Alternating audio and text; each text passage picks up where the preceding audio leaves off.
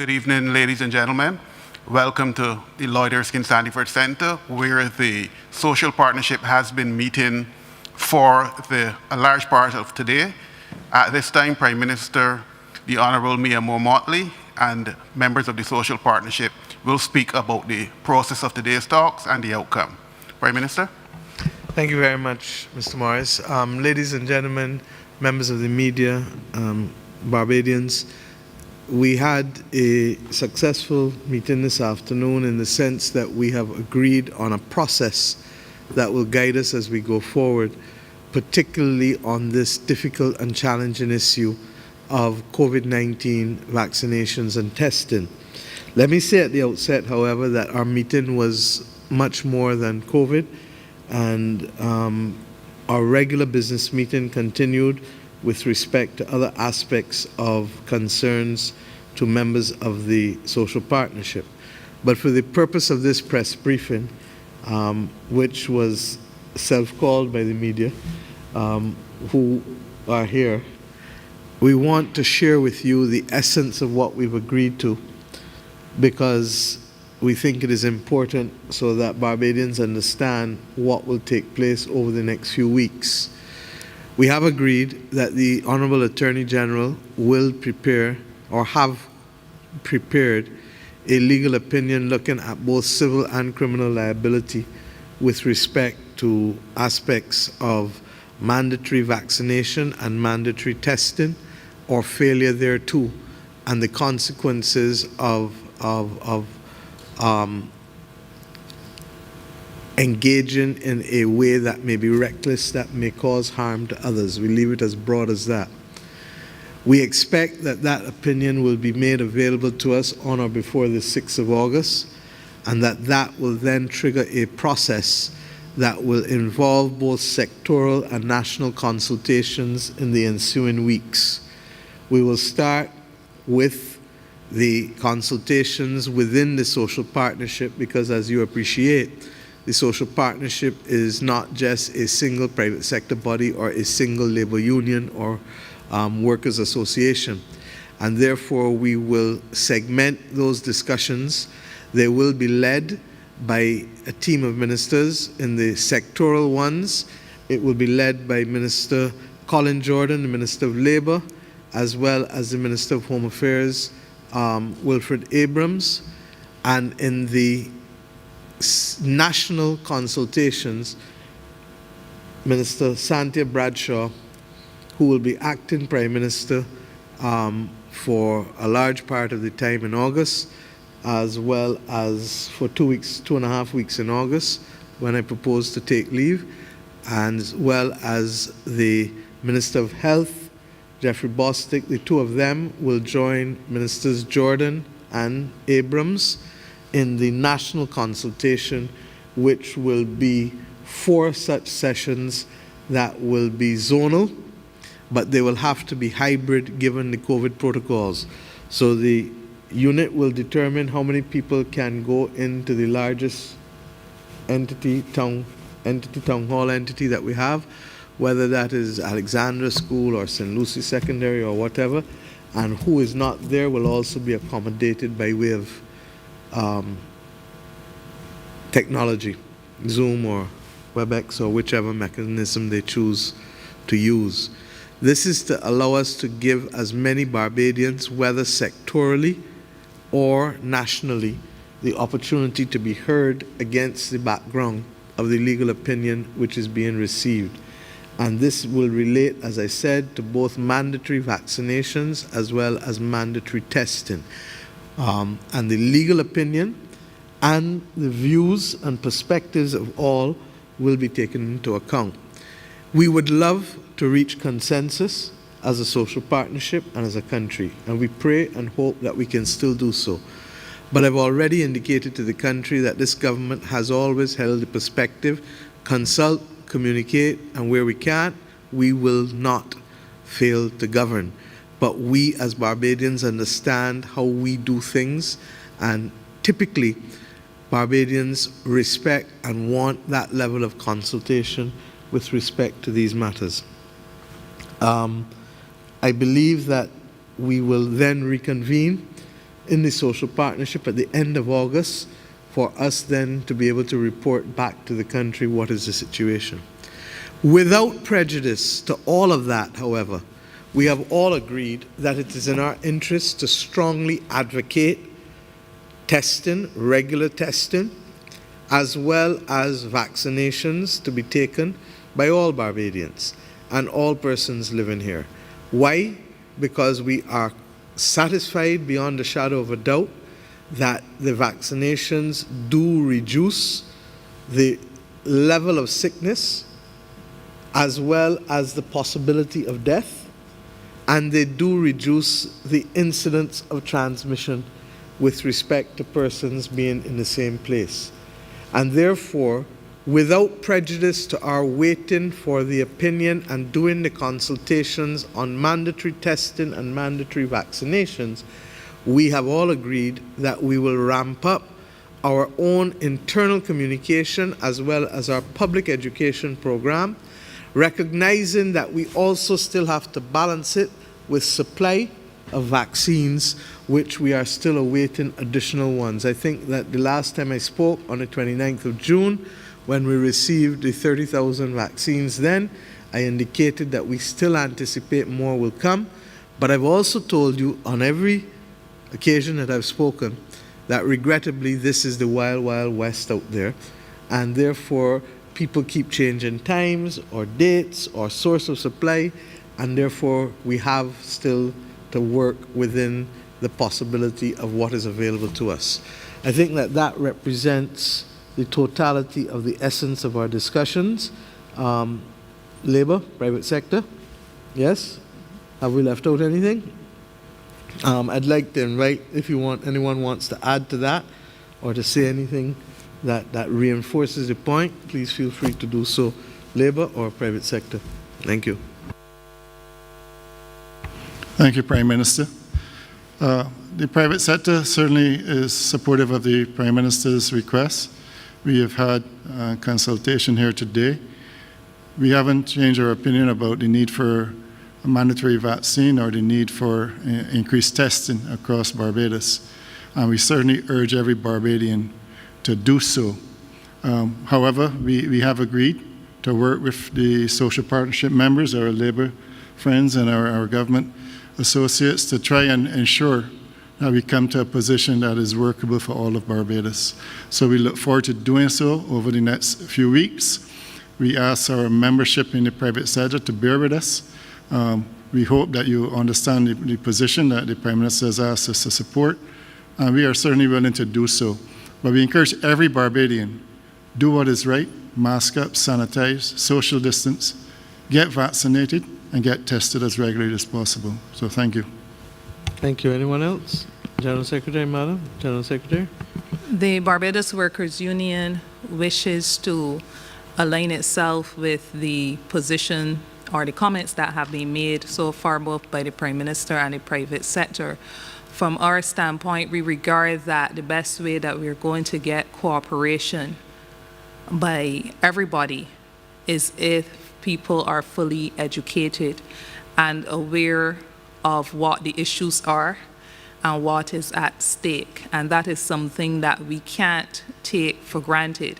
And it is for that reason in particular that we fully support a campaign or an initiative to pursue a sensitization program which does not present a shadow of force on people, but it presents an opportunity for each citizen that is not fully aware of the issues, all the pros and cons surrounding what we're dealing with and what is at stake. It provides all of us an opportunity to be fully sensitized. So we are on board and we look forward to these discussions rolling out over the next few weeks.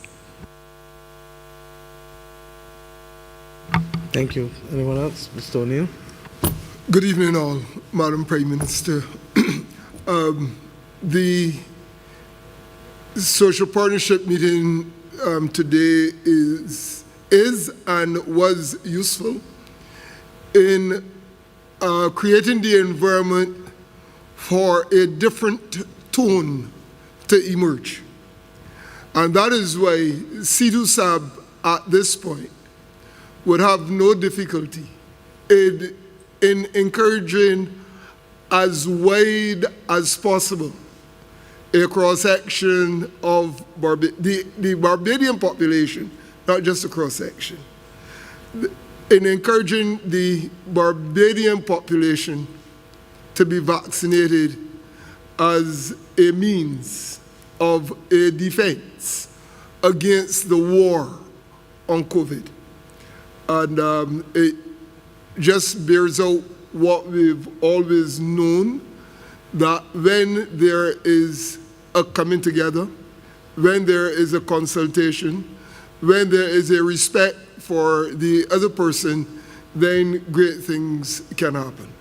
Of course, we recognize that for those who doubt, for those who have fears, then that puts an added responsibility on us to educate as widely as possible and as intensely as possible, so that that history will record that this has been another battle fought and won because of the Barbadian capacity to come together and face whatever crisis may be before us. Thank you. Thank you very much. Is there anyone else? Jeffrey? Thank you, thank you, Prime Minister. I just want to say that on behalf of the tourism industry, which we all know has been one of the hardest hit, or the hardest hit industry by the pandemic, we certainly look forward to the recovery of the industry. And we believe that the consultation today has set the groundwork for one of the things that will be necessary for the industry to recover. We've been working throughout this pandemic, in consultation with many other agencies to put a number of things in place. And this, we believe, will be no different.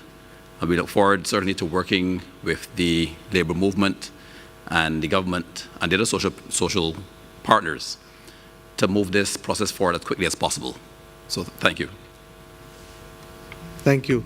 I think that the one thing that I'd like to say is that, and I'm sorry, anyone else? Sorry, Mr. Thank you, Prime Minister. I think what I would just want to say briefly is that I would like to commend the labor movement and the persons from government who were at this meeting for the way that the meeting was conducted this afternoon, because certainly we know that the business sector have been obviously feeling immense pain from the closures and so forth that happen when there are cases, but I really would like to pay homage and thank the labor unions for the way that that this meeting was held in such an amicable way, and thank you, Prime Minister, for facilitating. Thank you. Thank you. At this stage, we would like to appeal to all persons to stay their hand. We can't make you stay your hand, but we do feel that there is merit in us attempting to reach this national consensus over the next 4 weeks, guided by the law. There are other legal opinions within CARICOM that we've seen, but we believe that we need to have our own, and we've set about that task. In fact, the Attorney General had started before today, but the opinions will be available, we hope, by the 6th of August, so that we can then share them with the public. Are there any questions or comments? Any questions from the media? If none, Mr. Mounsey.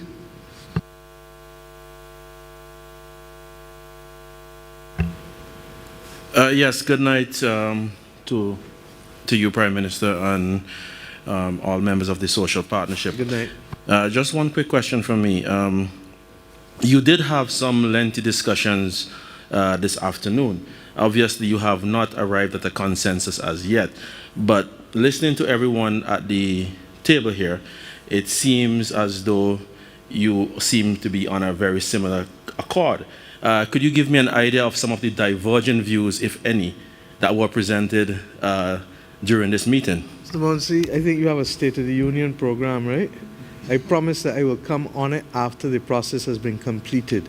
But the one thing that you have learned in life is that you do not set and agree on a process and do then your best to undermine it before it has started. So in the circumstances, I will decline that ball outside the off stump and allow it to go to either the keeper or the boundary, given that we're in cricketing mode. And I do keep to that promise. Thank you. I shall. Thank you. Good evening, Prime Minister.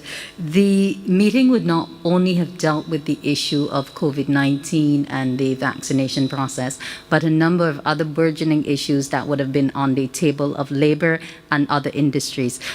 Could you care to elaborate on any of them, or is the process still continuing? Not at this stage. The process is continuing on a number of them. We expect to come back and that we expect to deal with the issue of a prices and incomes policy and protocol. That process is advanced, but their Minister of Labour will tell you that they're meeting with the subcommittee of the social partnership.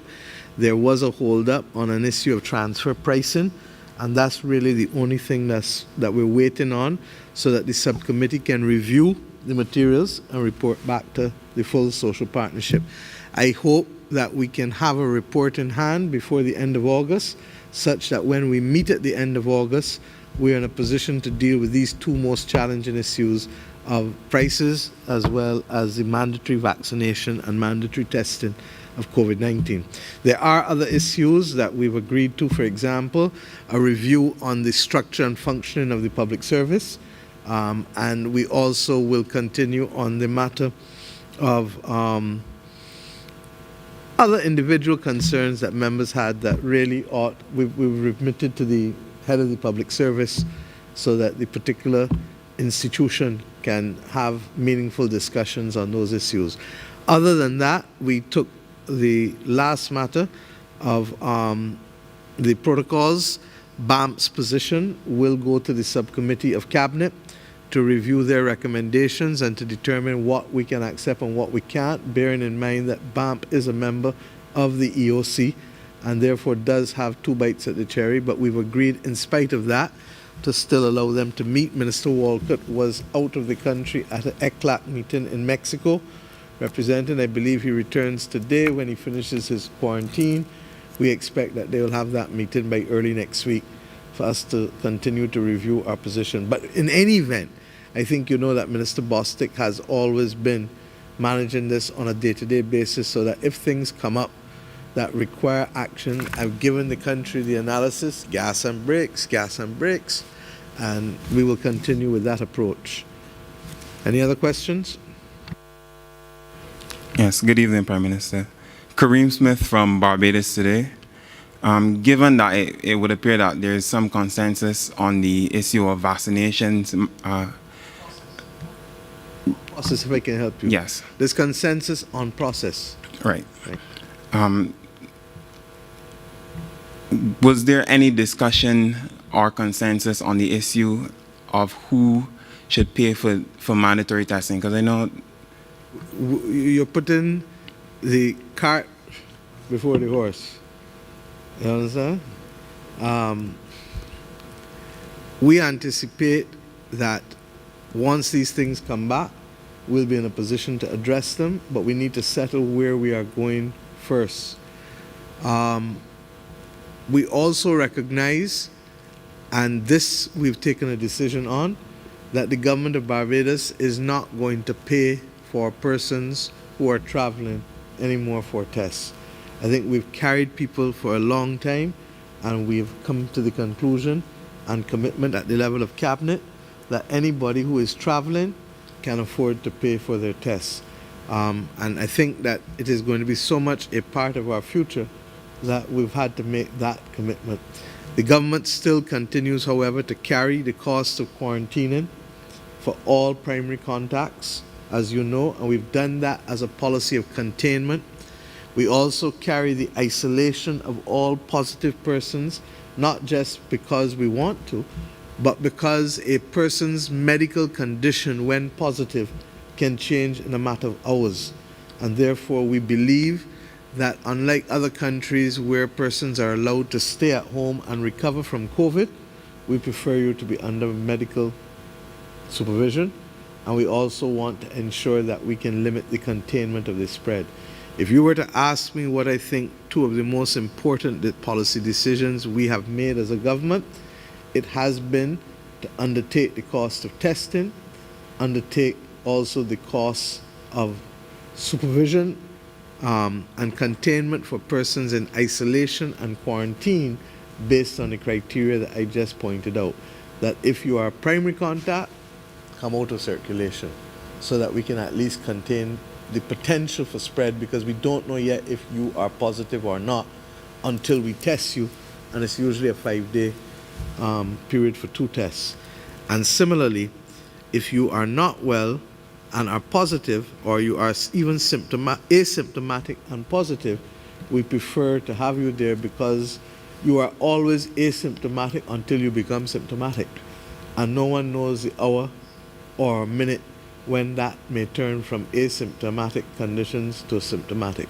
So it's a price we pay, but Barbados is 166 square miles. And therefore we're conscious that we have to do a little more than most in order to contain our situation.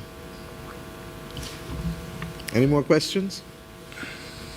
If none, thank you very much, and we look forward. Mr. O'Neill, you're rushing. We look forward. I know that we were here long. We look forward to being able to put this issue behind us, but let us also remember that we do things best as a nation when we try to do it together. We won't always agree, but where we can agree as much as possible, it then reduces the opportunity for dissension and division. And I thank the members of the Social Partnership yet again for their commitment to country and patriotism in allowing Barbados to do things in an orderly manner that befits who we are as a people. Thank you, and God bless.